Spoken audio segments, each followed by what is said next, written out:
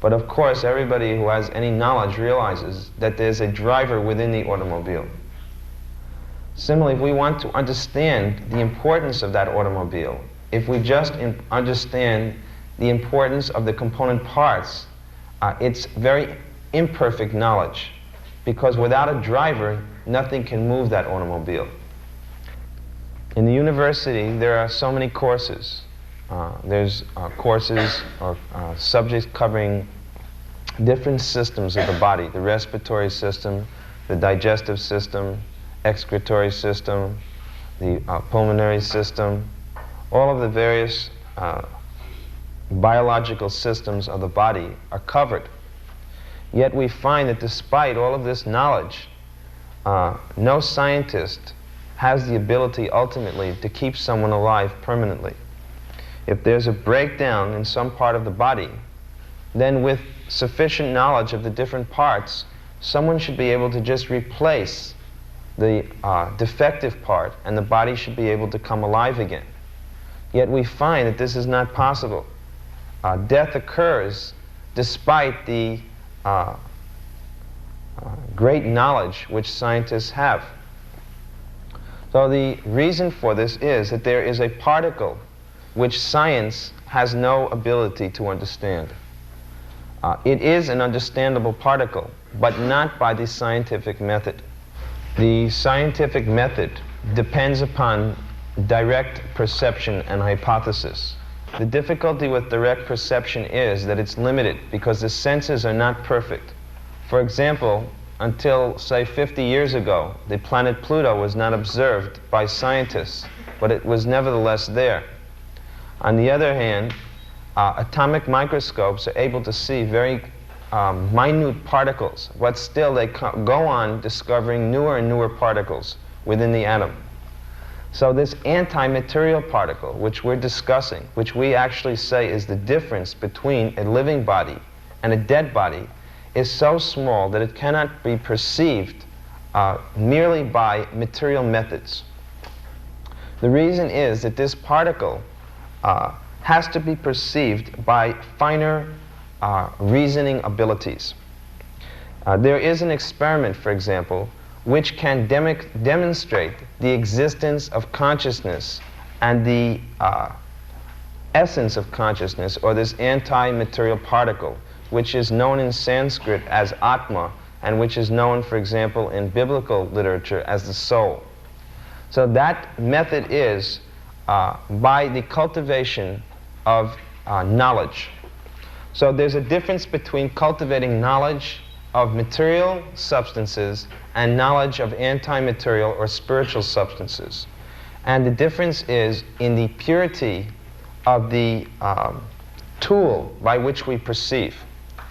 These blunt material tools, like a microscope or telescope, can only understand or pick up gross or even subtle material forms. For example, there are various instruments which have been developed for picking up the subtle form of the mind. But then again, there's no instrument which can record the ego. Now there's a huge branch of medicine, psychology and psychotherapy, which deals with the ego. And yet there are no tools which can measure the movement of the ego, although everybody has an ego. Ego means identity. And people have very severe identity crises, but yet there's no tool to deal with it. So beyond identity is even a more basic element, and that is consciousness. So consciousness has its source in the soul, but there is no tool which can measure or determine the location or the existence of the soul. However, there is a process. So in order to understand what that process is, it requires the purification of a tool. That tool is the human body.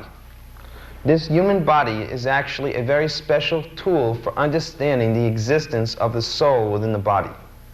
Animals, as I said before, don't have the advantage of a fine enough brain tissue to understand the existence of higher states of consciousness, but a human being does. Unfortunately, the present educational system doesn't allow for this refinement of the tool which would allow us to perceive the existence of the soul. Rather, we find that all the courses in the university are dealing with very gross matter. Someone said, actually, there's no difference between a dead body and a living body. And that is a fact, because all the elements are common in both. But there's one element that is not, and that element is not being discussed at all, or very rarely discussed, in a higher educational institution like most universities around the world. So this is creating a very major problem, because the conclusion that most students draw out is that life simply is a combination of chemicals or matter.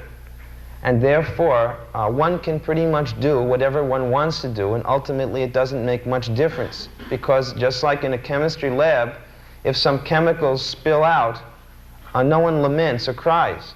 In the same way, whatever happens is simply a mixing up of different chemicals forming this body, and then eventually breaking down at the time of death. So the result of this type of philosophy is that, at least especially, I don't know about in Fiji, but throughout some of the European, and I know in the United States also, in some of the European countries, we find a tremendous increase in crime.